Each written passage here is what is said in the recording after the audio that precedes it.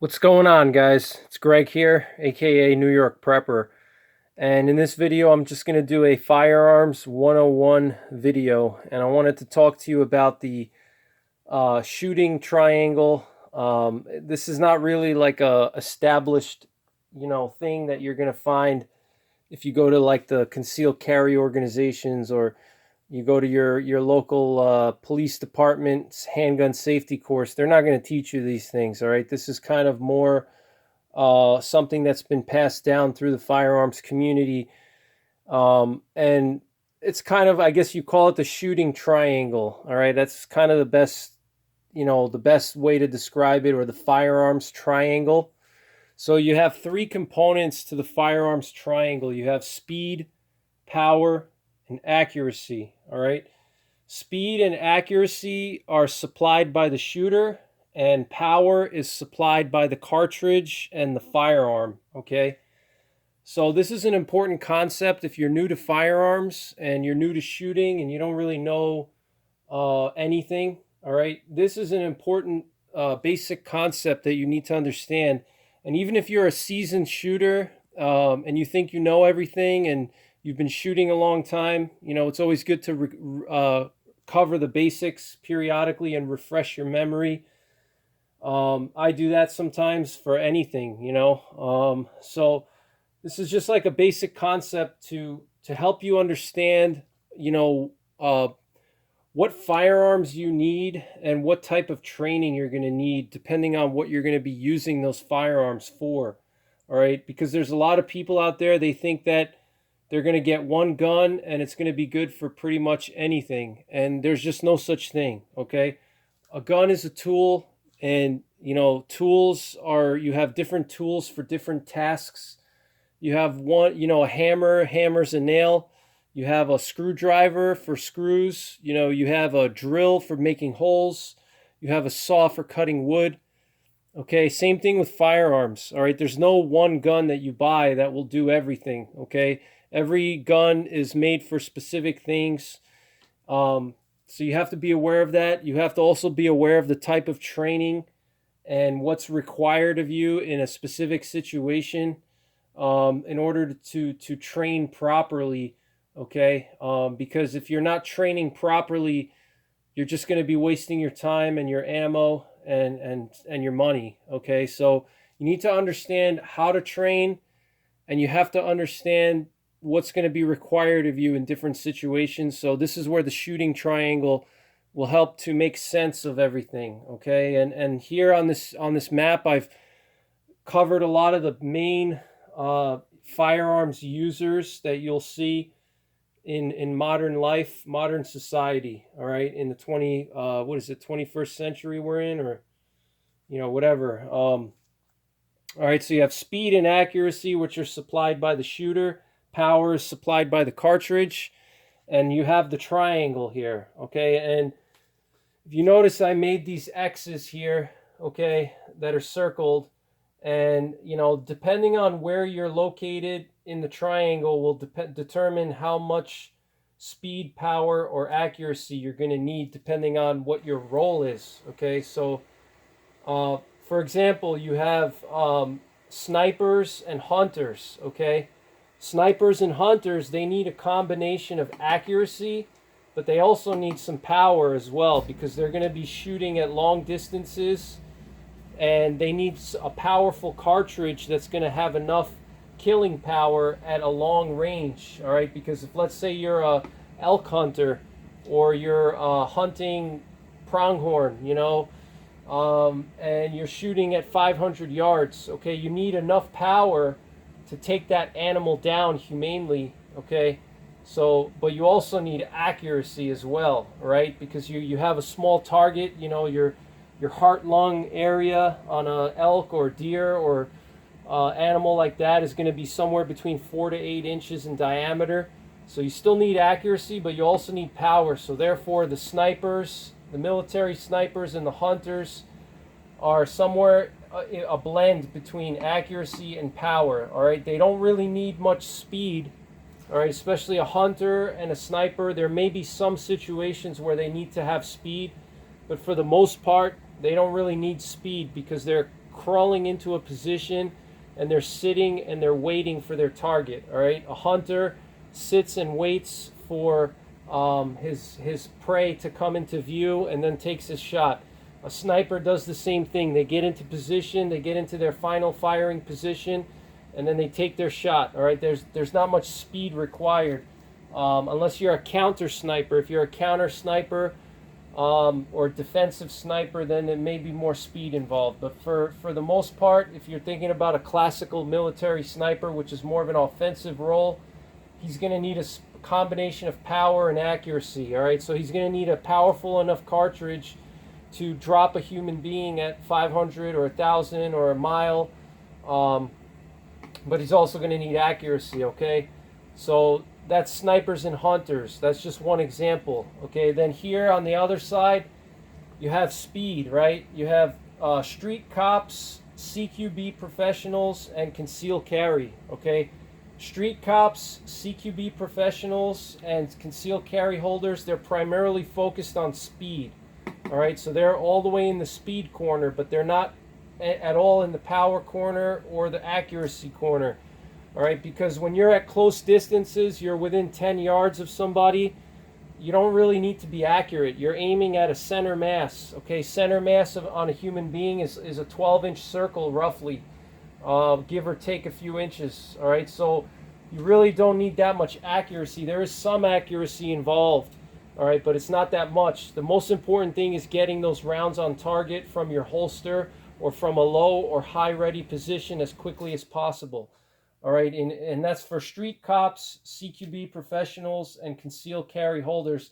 They don't need to worry about, making tight groups at 50 yards or 100 yards with their pistols, and they don't need to worry about having enough power to bring down an elephant, all right, because they're mainly dealing with human beings, and human beings are soft targets, so they don't need a lot of power and they don't need a lot of accuracy because all their shots are close range within 15 yards. So they just have to get their gun on target from a ready position or from a holstered position and get rounds downrange as quickly as possible. So they're all the way in the speed corner. They're primarily speed artists. Okay, that's their specialty, is speed. All right, so if you're a concealed carry holder, you definitely want to focus on the speed aspect. All right. Now, if you're a hunter, you want to also focus on accuracy and you want to have enough power. All right. And then on the other extreme, you have the accuracy, which is bench rest shooters, plinking, F-class shooters, target shooting. Any of these target sports are going to be in the accuracy because they don't need power and they don't need speed. All right, they're only hitting steel, so even like a 6.5 Creedmoor is good enough. They can hit steel at 1,000 yards. They just need to hit that steel, and they're getting scored on their group. That they're not worried about penetration or knockdown power or energy, terminal ballistics, any of those things. They don't care about that. All right, they only care about hitting the steel or hitting the paper. All right, it doesn't matter what the terminal ballistics are. All right, so target shooters are in the accuracy corner. You have military and infantry, which, or military infantry, okay? So infantry, ground forces in most militaries around the world are going to need a blend of speed and accuracy. They're not going to necessarily need that much power because most of their shots are going to be fairly close, within 200 to 300 yards. And human beings are soft targets, so they don't need powerful cartridges to bring down a human being. So they're going to be primarily focusing on a combination of speed and accuracy. All right.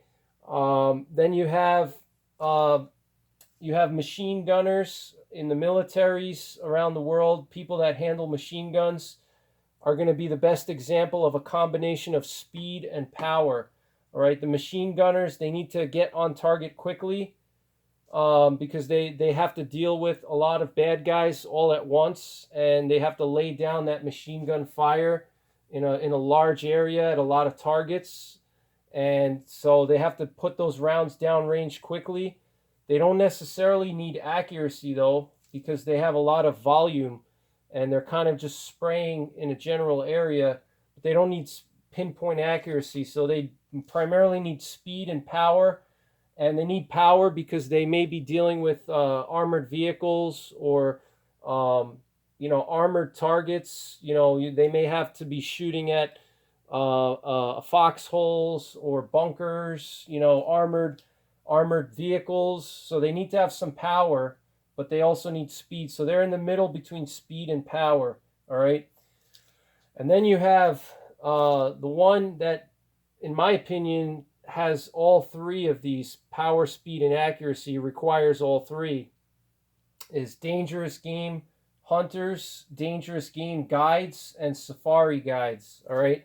They need a combination of speed, power, and accuracy. And, because they're dealing with large, dangerous animals like brown bears, black bears, polar bears, Cape buffalo, elephant, rhino, hippo, lions, animals that have very tough bones, heavy muscles, and, very thick hide and fat. So they need a powerful enough cartridge to kill the animal, quickly, especially if that animal's charging them. They need maximum stopping power, but they also need speed, all right? Because if an animal's charging at them like a bear, they have split seconds to react and to put a round on that animal.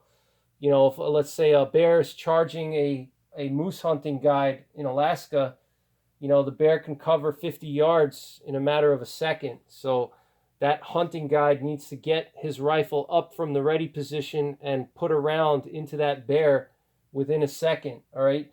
And he also needs accuracy too, okay? Because they have to go for the vital area. Even if they have a big, powerful round, a big, giant safari caliber, it doesn't matter how powerful the rifle is. If they miss and they don't hit the vitals, which could be a nervous system area or a heart-lung area, then the bear or the charging animal is going to survive and possibly maul that person or their clients, or that hunter. All right, so dangerous game hunters and guides, safari guys, they need a combination of speed, power, and accuracy. They need all three. All right. So now, where do you fall into this? Okay, so that's where we're going to talk about now. All right, as a homeowner, as a prepared citizen, as a prepper, as a concealed carry holder, where do you fall into this triangle? All right, and the answer is, you're not going to fall into one particular corner of the triangle. It really depends on what you're doing, and the requirements are going to be different. All right, so if you're concealed carrying in an urban area, your primary focus is going to be speed. All right, if you're in an urban setting, you're not really worried about having a powerful cartridge. You're going to be making short range shots, 10 yards, 20 yards, maybe 25 yards max. Okay.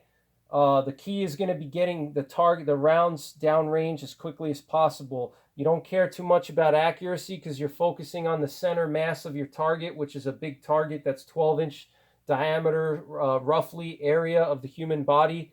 All right. So you don't need pinpoint accuracy. You just need to get your groups within a few inch diameter circle in the center mass of your target, all right, around the heart-lung area. So speed is going to be your primary concern if you're a concealed carry holder. Getting your gun out of the holster quickly and getting shots into the center mass area, that's going to be essential, all right, especially if you're in a rule of law setting and, you're, let's say, at a store and somebody comes and tries to rob the store. Let's say he draws his weapon or he's about to draw the weapon on you. You may have to pull that gun out quickly and deploy it and get rounds down range. All right, so concealed carry, you want to focus on your speed. All right, if you're a hunter, you're going to want to focus on accuracy, but you're also going to want something powerful enough to get the job done. All right, if you're a target shooter, accuracy is going to be your thing. So, if we're talking about home defense, you're going to need a combination of all of these, all right? If you're defending your home, you don't know who your target's going to be. You don't know if they have body armor. You don't know if you have to shoot through cover to stop the fight and take out the bad guy. So you're going to need a combination of speed, power, and accuracy for your home defense scenario. You're going to need all three of these. All right, you're going to need some power because you don't know where you're going to be shooting. You may need a little more penetration than if you're in an urban setting where there's people around you in a public area. If you're in your home, you have walls, you have objects, couches, tables, furniture, walls, cars.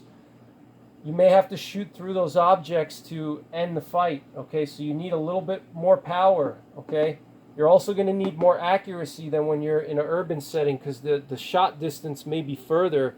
The distance of your shots may be further away, especially if you live in a rural area or a suburban area where, there's more open spaces where somebody can shoot at you from 25 or 50 or even 100 yards away.